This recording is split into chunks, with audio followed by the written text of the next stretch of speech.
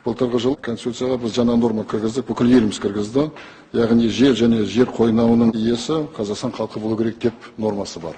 Сол үшін біздің ойымызша ары қарай осы қандай бір келісімшарт болса, мына жер қойнауын пайдалануға байланысты мемлекет табатын пайдасы кемінде мына 50%-дан кем болмау керек деп санаймыз. Себебі осы жер қойнауының несін пайдаланудан бенефициар біздің халқымыз болу керек деп білеміз. Рахмет. Рахмет. Өздеріңіз таныстырып, стенограмма. Фасхат, энергетика министрінің вице-министрі. Бұл норма бойынша біз қысқаша айтып өтетін болсақ, қазіргі таңда тікелей инвестклиматқа әсерін тигізеді деп ойлаймыз. Себебі 51% немесе 50%-дан жоғары 51% немесе одан жоғары олардың пайдасын шектеп қою қазіргі таңда біздің ойымызша ол инвестклиматқа тікелей әсерін тигізеді. Себебі кейбір жер қойнауын учаскелерінде, жер қойнау учаскелеріне қазір рентабелдік тұрғыдан қарағанда оларға онша ақша салып, оны өндіру қызық емес болып табылуы мүмкін экономикалық тұрғыдан. Энергетика министрлігінің басшыларына, өкілдеріне айтатыным бір нәрсе бар ғана. Біздің инвестициялық климат болсын, қызмет бабындағы көзқарасымыз болсын, бәрі Конституцияға бағыну керек. Конституцияға сай өзгерісті былтырғы жыл бәріміз қолдадық. Біз осы залдағы азамдарға емес, бүкіл ел, бүкіл халық референдум арқылы қабылдады. Біз оны талқылануға, болмаса қайта қарастыруға ешкім құқық берген жоқ бізге. Біз қазіргі кезде Конституцияны атқаруға ғана қызметіміз, жұмыс, міндетіміз бар. Сондықтан барша заңнаманы, барша заңдарды біз Конституцияның нормаларына келтіруіміз керек. Ол бір. Екіншіден, инвестор үшін тиімсіз болады деп отырсыз. Сонда біздің ең алғашқы мақсатымыз осы инвесторға тиімділік алып келу ме, не елімізге пайда алып келу ме?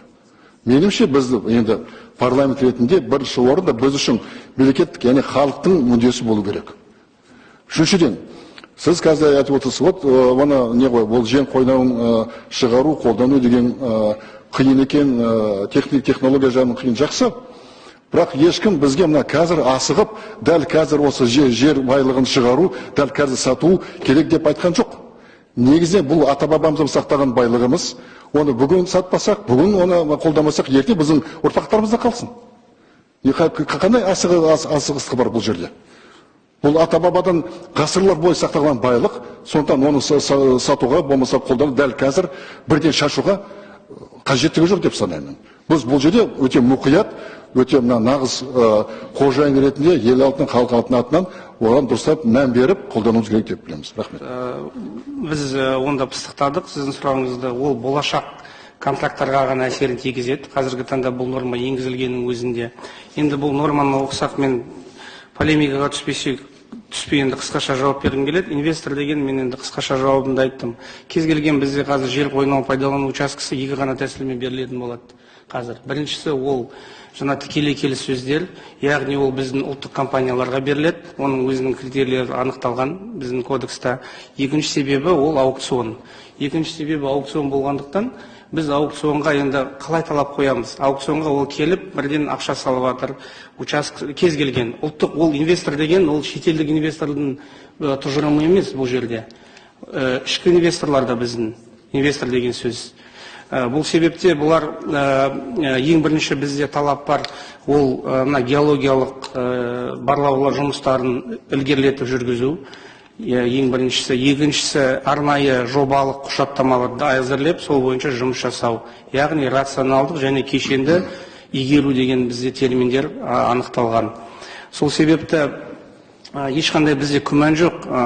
Референдум өтті, біз оған қарсы емеспіз. Министрлік тарапынан біз оны қалай, біз оны қолжетімді түрде механизмдері қалай іске асырылады деген сондай сұрақпен қараған кезде. Жүкті Асхат Ғалымұлы. Негізінде мына дискуссия өте дұрыс болып отыр. Бұл мәселе, осы ұсыныста көрсетілген мәселе, бұл жүйелі проблема.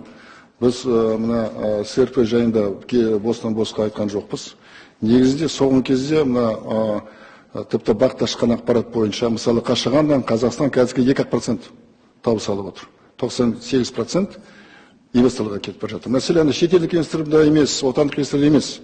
Қалай болса тағы да айтамын. Біз басқа заңнамамызды қазір конституцияға келтіруіміз керек. Бұл біздің міндетіміз. Қазіргі кезде бірінші орында инвестор емес. Шетелдік болсын, өзіміздікі болсын. Бірінші орында халықтың мүддесі болу керек.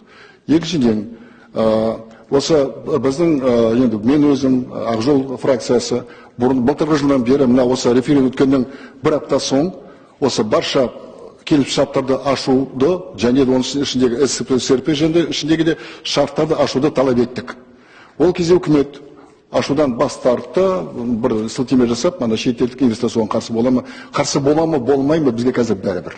Негізінде конституциямызға сай, тіпті халықаралық келісімшарттар болса да, олар тек қана ратификация өткеннен кейін Қазақстан заңнамасы деп есептеледі. Мына СРП ратификациядан парламенттен өткен жоқ. Сондықтан оның заңды күші жоқ. Біз дұрыс айтып отырсыз, вице-министр мырза, біз СРП ішіндегі шарттарды қайта қарастыруды талап етіп жатырмыз. Жер байлығынан табыс табушы ең алдымен Қазақстан халқы болу керек деп білеміз. Рахмет.